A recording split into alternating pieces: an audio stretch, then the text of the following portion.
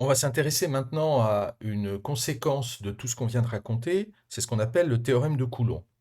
Alors le théorème de Coulomb, il vous permet de calculer le champ à l'extérieur, mais juste au-dessus de la surface, ce fameux champ qui est perpendiculaire à la surface, enfin qui est normal à la surface. Alors pour ça, pour faire ce petit calcul, on va donc utiliser le théorème de Gauss. On commence à le connaître d'après le cours. Donc ici, le théorème de Gauss, on va l'appliquer sur une petite surface infinitésimale. Alors, la surface infinitésimale ds, qui est le bouchon, si on veut, d'un cylindre qui traverse la surface du conducteur et qui vient à l'intérieur du conducteur. Comme c'est une surface virtuelle, on a le droit de faire ça, de l'imaginer en tout cas. Et, euh, et donc, ce qu'on va faire d'abord, c'est faire une coupe de ce schéma. Et je vais dessiner donc en coupe ce cylindre. Donc voici le vecteur ds qui est le même que celui-là, qui est normal à la surface ds, mais qui est du coup normal aussi à la surface du conducteur. Pour le conducteur, ici c'est, on va dire, le vide, et ici l'intérieur du conducteur. Donc, à l'intérieur du conducteur, on se rappelle que le champ est nul, et à l'extérieur, on a un champ électrostatique, E, qui est près de la surface. On imagine bien que cette distance-là, elle est extrêmement petite, hein. Donc près de la surface, on est près de la surface. Donc lui, le champ est normal aussi au conducteur, puisque le conducteur représente une surface équipotentielle. On a vu ça au chapitre précédent. Donc si on veut calculer à ce moment-là le flux total du champ à travers cette surface-là, vous voyez que le champ, alors d'abord, je vais dire que puisque la surface ici, c'est une surface infinitésimale, c'est-à-dire qu'elle est, en l'occurrence, infiniment petite, donc le flux total du champ va s'écrire E scalaire ds. Ça, c'est le flux du champ à travers cette surface ici, ds. L'idée, c'est que le flux du champ à travers les côtés ici, il sera nul, puisque E, il sera toujours, on va dire, normal à la surface du conducteur. Et par contre, ds, lui, pour tous les petits éléments qui sont ici, sera, euh, sera collinéaire à cette surface. Donc E produit scalaire avec ds pour toute la partie qui est ici, là, sera nul. Donc il reste E scalaire ds. Et à l'intérieur du conducteur, on a E égale 0, donc le produit scalaire, en l'occurrence, quel que soit ds, le produit scalaire sera égal à 0.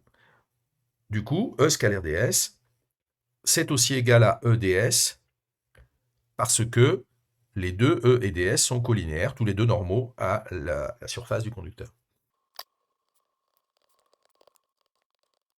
Alors, qui dit théorème de Gauss dit qu'il faut faire l'égalité entre le flux du champ à travers une surface fermée, on vient de le faire. Là, on n'a pas besoin d'intégrer parce qu'on n'a que des surfaces infinitésimales. Donc, l'égalité, c'est entre ce flux et l'ensemble des charges intérieures à la surface de Gauss en question. Dans notre cas, les charges vont être à la surface ici. Il y en aura aussi à l'extérieur, mais comme on s'est passé, elles ne vont pas nous intéresser, parce que le théorème de Gauss ne tient pas compte, c'est pas qu'il tient pas compte, il tient compte de ces charges, mais on montre que le flux est nul pour ces charges. Et donc ici, on a une charge dQ qui est à l'intérieur de la surface en question. Mais ce qu'on voit, c'est que si c'est un cylindre, vous voyez que la surface sur le conducteur, l'air de cette surface sur le conducteur, c'est la même que ds. Et donc, si on connaît la densité surfacique de charge, je peux écrire quelque chose comme dQ égale sigma, qui est la densité surfacique locale de charge, ds. Et donc, si maintenant j'applique le théorème de Gauss, j'en déduis que dφ c'est-à-dire EDS, c'est égal à dQ sur epsilon 0, ça c'est le théorème de Gauss, la somme des charges intérieures à la surface de Gauss sur epsilon 0, et c'est égal aussi donc à sigma ds sur epsilon 0. J'en déduis, vous voyez assez facilement que j'élimine le ds qui est ici et le ds qui est ici, enfin dans l'égalité. J'en déduis que E, alors je vais lui mettre, vous allez voir, je vais lui mettre un vecteur, je vais le transformer en vecteur. D'abord, je sais que sa norme, son intensité, c'est sigma sur epsilon 0. Et je le multiplie par le vecteur pour avoir une direction, par le vecteur, puisque je sais qu'il est normal à la surface, par le vecteur n, qui serait normal à la surface. Eh bien, cette définition du champ, c'est justement ce qu'on appelle le théorème de Coulomb. Donc c'est extrêmement intéressant parce que on va pouvoir, si on connaît la densité surfacique de charge, on connaît le champ sur la surface d'un conducteur. Donc le théorème de Coulomb, qu'est-ce qu'il vous dit? Comme c'est écrit, il vous dit que si vous vous mettez au voisinage immédiat d'un conducteur qui a une densité de charge surfacique sigma, le champ électrostatique, donc sur ce voisinage, il est porté d'abord par la normale à la surface, et il vaut sigma sur epsilon 0 fois ce vecteur normal à la surface. Et donc ça, c'est intéressant parce que si vous avez des géométries particulières de conducteurs, vous pouvez en déduire certaines choses intéressantes. Et si vous regardez, vous comparez ça à, par exemple, ce qui est écrit dans le cours, si vous comparez ça à un disque uniformément chargé, voire à une surface infinie, mais cette fois-ci qui n'est pas dans un conducteur, eh bien vous obtenez quelque chose qui est similaire, mais pas tout à fait identique. C'est sigma sur 2 epsilon 0. C'est intéressant de le noter, et ça a un lien avec ce théorème. Pour résumer un petit peu, on sait qu'il existe un champ électrostatique tout près de la surface d'un conducteur, et on sait aussi que dans le conducteur, il n'y a pas de surface, il n'y a pas de champ, pardon. On peut donc essayer de se poser la question, d'abord, quel est le champ à la surface? Ça, on l'a résolu, mais il y a une chose qui est intéressante, enfin quand je dis à la surface, c'est pas tout près de la surface, mais juste sur la surface. Pourquoi? Parce que sur la surface, il y a des charges, et donc il va y avoir, puisqu'il y a un champ, il va y avoir une force qui va s'exercer sur ces différentes charges. Et donc cette force va, a priori, pousser les charges en question vers l'extérieur du conducteur. Donc on va essayer de regarder un peu plus précisément ce que ça veut dire. On va dessiner un petit élément de surface ds qui va porter une charge surfacique sigma.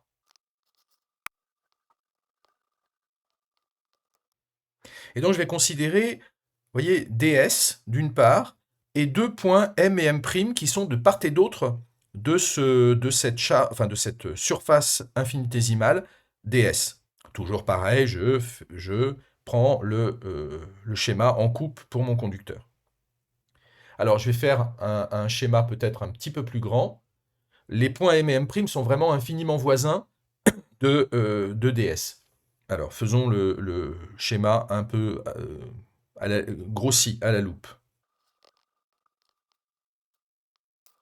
Si on regarde le point, par exemple, le point ici, le point M. Le point M, il va subir, on va décomposer le champ en deux parties. Il va subir d'abord le champ que je vais appeler E1, qui vient des charges présentes sur ds. Hein, donc ce sont les charges qui sont ici sur ds. Elles vont produire un champ E1. Et puis, je vais regarder aussi le champ que je vais appeler E2. C'est le champ produit non pas par les charges qui sont sur ds, mais par toutes les autres charges que ds, toutes celles qui sont à l'extérieur, hein, y compris, vous voyez, celles qui sont de l'autre côté du conducteur. Donc, autrement dit, toutes les charges de l'univers s'il n'y avait que ce conducteur.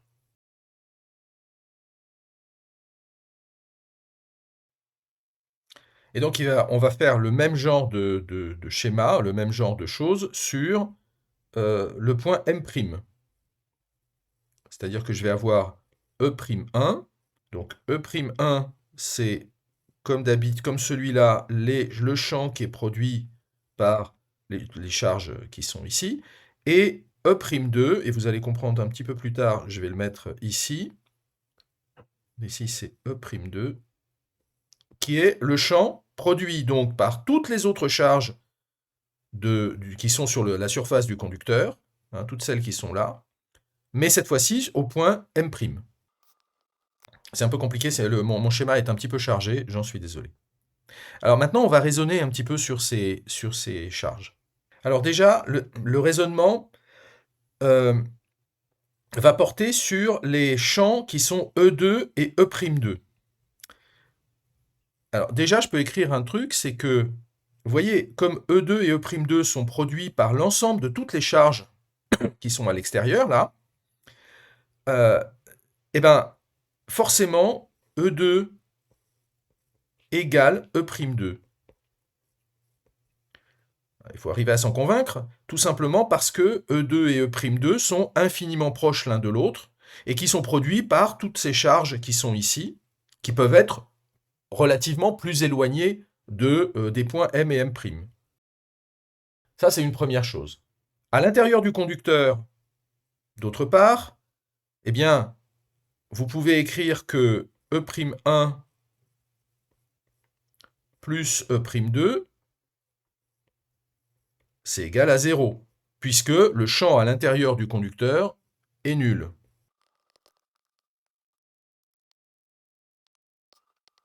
Alors voilà, j'ai bougé un petit peu fait un petit peu de place. Donc, on peut considérer que les points, pardon, M et M', je ne change pas vraiment la généralité de l'argument, mais je dis simplement que les points M et M' sont symétriques l'un par rapport à l'autre. Pardon, par rapport à ds. Alors, à ce moment-là, ça veut dire que les champs qui sont créés par ds, ici, sont aussi symétriques. Donc, je les appelle E1 et E'1, c'est-à-dire que E1 égale moins E'1. Et donc, on en déduit assez facilement. Vous voyez, vous avez cette égalité-là, celle-là et celle-là. Donc, vous allez en déduire que d'après le théorème de Coulomb, on a vu, d'après le théorème Coulomb, E1 plus E2, c'est égal à sigma sur epsilon 0 n. Et comme j'ai par ailleurs E2 qui est E'2, pardon, E'2 qui est égal à E2, ce que je veux faire, c'est trouver respectivement E1 et E2. Donc, si j'écris E2 ici, E2 c'est aussi E'2, qui est égal à moins E'1, et moins E'1, c'est E1. Donc en fait, ce que j'écris, c'est que E1 et E2 sont égaux. Donc, on en déduit que E1 est égal à E2, et que c'est égal à la moitié de ça, évidemment. Donc sigma sur 2 epsilon 0, n. Et donc d'ici, de cette égalité, je peux aussi en déduire la force, puisque finalement E2, c'est le champ qui est produit par toutes les charges du conducteur, sauf ds. Donc c'est toutes les charges, finalement tout l'extérieur de ds. Du coup, ça veut dire que c'est aussi ce sont ces charges-là qui vont produire un champ, qui vont en quelque sorte repousser les charges qui sont sur ds. Et donc, la force qui va s'exercer sur ds, ça va être dq, c'est-à-dire sigma ds E2, c'est-à-dire sigma ds facteur de sigma sur 2 epsilon 0 n, et ça,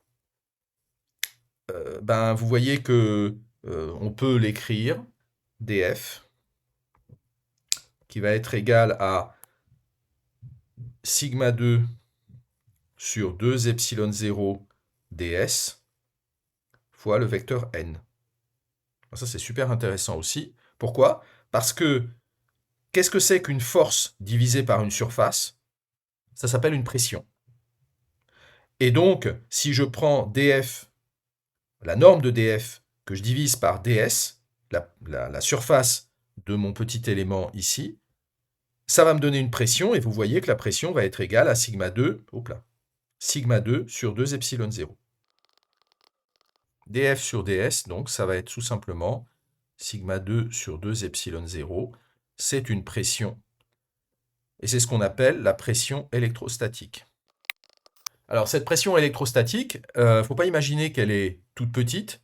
Cette pression électrostatique, elle peut être suffisamment importante pour vous faire, par exemple, imaginez que vous ayez un ballon qui est métallique, vous mettez un potentiel suffisant sur ce ballon métallique, vous pouvez faire péter votre ballon. Et donc voilà l'expression de cette pression électrostatique, c'est sigma 2 sur 2 epsilon 0. Ça peut être intéressant de le savoir.